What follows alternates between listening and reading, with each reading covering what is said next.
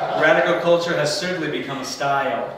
Yeah. You know, Yeah, and it is right. and it is very important for performance And artists and effort. radical artists to fight against the commodification of radicalism as style. And at the same time, we should not be very Puritan and essentialist about it. You know, we have to embrace these new formats and hopefully destabilize them from within. But, like, what I think you say is that there may be spectacles of radicalism and spectacles of rebellion that can be effective, much in the same way, Abby Hoffman's media pranks were very effective in the 60s and 70s, right? No, I agree with it. I think that, the jazz man is a great example. Yeah. The pranks of the jazz man are a great example of how, a bunch of radical artists Yeah. have mastered Yeah. the language of radical spectacle and turned it inside out. But the art world's changed a lot too, because they're now embraced by Creative Time or by a public art institution that's, in a sense, even though it's still in the business of sponsoring public art, I don't know that Creative Time is a radical organization. So it becomes, maybe what it is that as you, and I need to kind of phrase this as a question, as you write a book, are you finding that you have to be very precise in defining? Are you engaged in an exercise that includes defining what radical? Oh, my dear friend, you don't know. Every moment. You don't know. This is the most technical book we have ever written. I have written 8 books. And this is a wonderful pain in the ass. It is so technical because, we know that for our particular and unique form of border pedagogy, to enter in dialogue with the existing pedagogies in the university system, it has to be impeccable. It has to be seamless.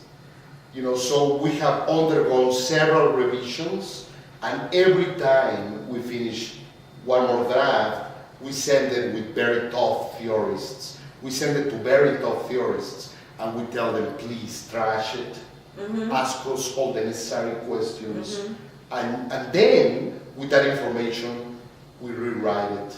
Because we know that we're going to enter into a very dangerous territory. And we're You know also what I mean? we're also It very has to be encouraged. impeccable. It has to be very technical, and yet it has to have the spirit of La Pocha Nostra. It has to be fun, crazy, open, So there is a kind of,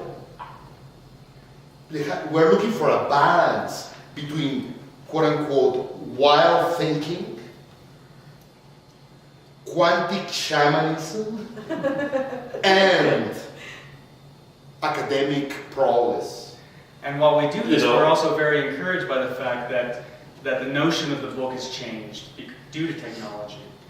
So that although we are being very meticulous and wanting to craft an incredibly precise and very rigorous method, we also are hyperlinking our pedagogy to an ongoing and ever-evolving website which will companion the book, so that as the pedagogy evolves, as we go from city to city and country to country, as the times evolve, also the pedagogy will evolve, and there will be access to that kind of information through electronic media. So that's really an important freedom that new technologies have afforded us in the creation of this book. And then this brings us back to the fate of the written word, which was the beginning of our conversation when we had just met you. Today, this is a typical day in the life of a contemporary writer. We go and have delicious chile verde, el tecolote. If only that was a typical reality, or I guess. And then we come back, and our first Skype meeting is with the director of theatrical and performance art publications in Routledge Press in London, right? So here we are Skyping with Talia. And the first thing she tells us is, oh, don't worry about having, including in the book the final word. We just reprinted a few months later with addendums. This is the nature of cyber publishing. And we're like, wow, Yeah. this is so different from 10 years ago. Totally. Our beloved publisher in London is telling us, don't agonize. Just work the book up to a point and use it as a draft. We'll publish it, and then from the response of your readers, we'll come up with immediately with a second draft. And if we need addendums and to expand in certain chapters, we'll do it.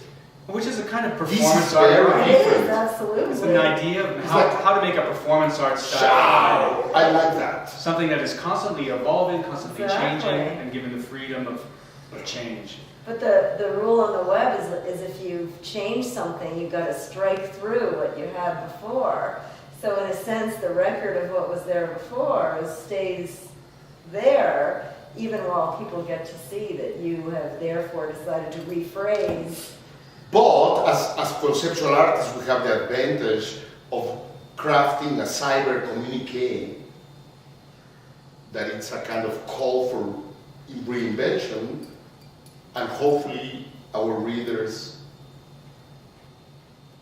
will buy it. Exactly. You know what I mean? Totally. Pero ideally, this is a very interesting new step in publishing, Yeah, right? right. Where the book we present that goes into the galleys is not the final word.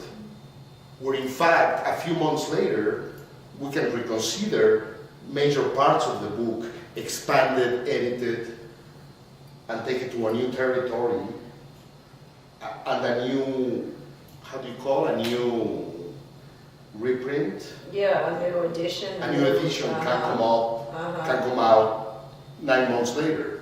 And that books That's are really also, interesting. and that there's an interactivity to it. That readers respond, that participants respond, Yeah. and so the book changes and response changes based on a kind of internet speed rather than a publishing speed. For example, we have this amount of addendums and supporting material for the book. Instead of including it in the book, which is a bore, we're going to create a website with all the addendums. So we just publish the primal texts in the book, Great. and we tell the reader to go to a website. Yes, exactly. That's pretty cool. That's really cool. That's a new evolution that works on our behalf.